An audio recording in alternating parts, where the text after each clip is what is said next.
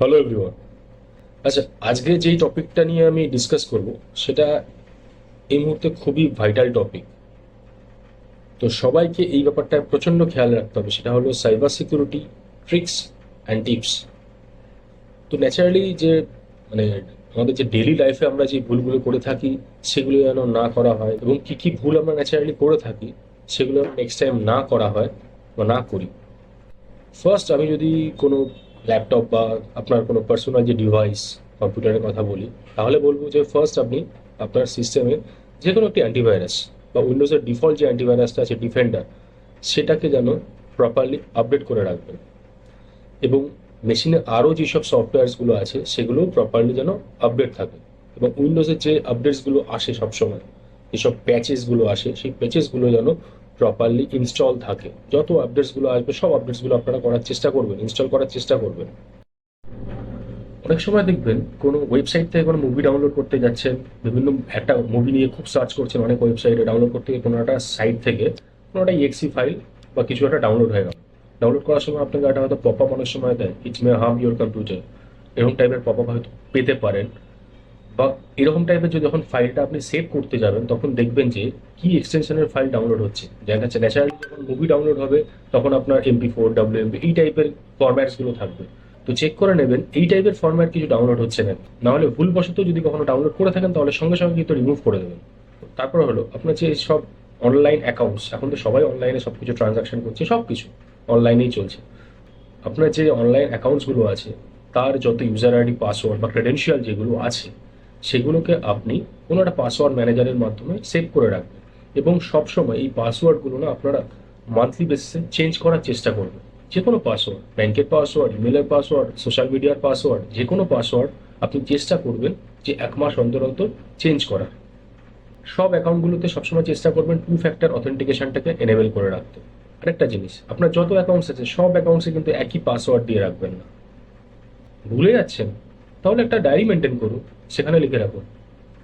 অথবা আপনার পিসিতে কোনো একটা এক্সেল ফাইলের মধ্যে সব পাসওয়ার্ডগুলো লিখে রাখুন। এরপর হলো যেসব ফিশিং ইমেলসগুলো আমরা পাই সেগুলোকে অ্যাভয়েড করার চেষ্টা করবেন। যে কোনো ইমেল আসলেই, যে কোনো লিঙ্ক আসলেই আপনি ক্লিক করে দেবেন না, হোয়াটসঅ্যাপের মাধ্যমে অথবা ইমেলের মাধ্যমে। ক্লিক করার সময় এখন দেখে নেবেন যে যে কোনো প্রপার ডোমেন নাম কিছু দেখাচ্ছে নাকি, সেটা আপনি সবসময় দেখার চেষ্টা করবেন। অনেক সময় এখন কিন্তু সবাই short and URL like Bitly দিয়ে সবাই শর্ট ইউআরএল করে পাঠিয়ে দেয়। হঠাৎ কিন্তু ক্লিক করবেন না সেই লিঙ্কটার উপর, চেষ্টা করবেন সেই ইউআরএলটিকে একবার চেক করে নিতে। গুগলে অনেক ফ্রি ইউআরএল চেকার পাওয়া যায়, সেই তার মাধ্যমে চেক করে নেবেন যে সেই ইউআরএলটা কি আপনি খুলতে পারবেন, সেটা একবার চেক করে নেবেন। যে কোনো ইউআরএল খোলার আগে দেখে নেবেন যে ইউআরএল এর স্টার্টিংয়ে HTTPS আছে নাকি, মানে সিকিউর। যদি দেখছেন যে only HTTP sound not secure site আছে, সাইটটা ওপেন করার পর আপনাকে উপরে দেখাচ্ছে নট সিকিউর, তাহলে কিন্তু আপনি ওপেন করবেন না, চেষ্টা করবেন না ওপেন করার।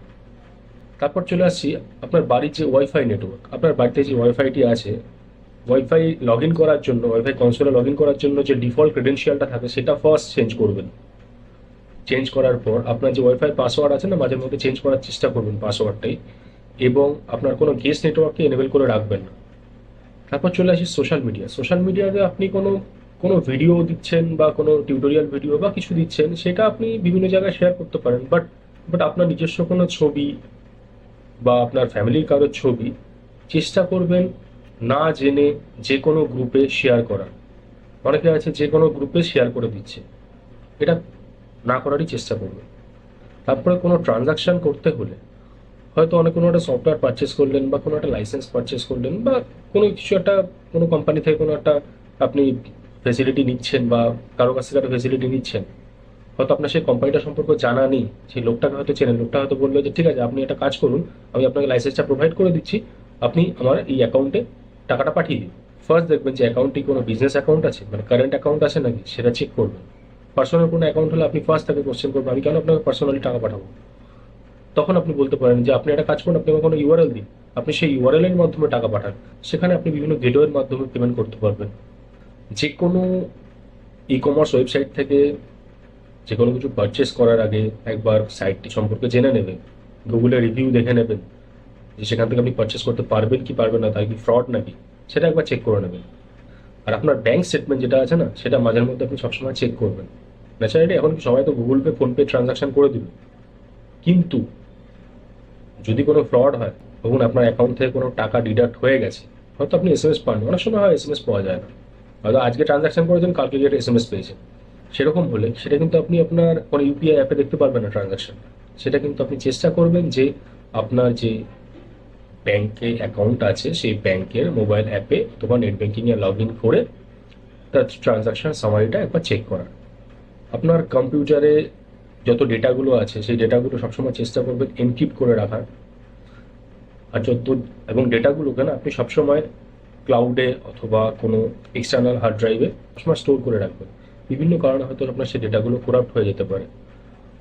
হয়তো আপনি কোথাও ট্রাভেল করছেন বা যে কোনো জায়গায় আপনি হয়তো যাচ্ছেন, হঠাৎ আপনার কোনো অনলাইন ট্রানজাকশন করতে হবে, আপনার নেটটা প্রপার চলছে না, হয়তো আপনি দেখলেন যে একটা পাবলিক ওয়াইফাই আছে, কানেক্ট করে আমি ট্রানজাকশন করি, কখনো করবেন না, কখনো সেটা আপনি করার চেষ্টা করবেন।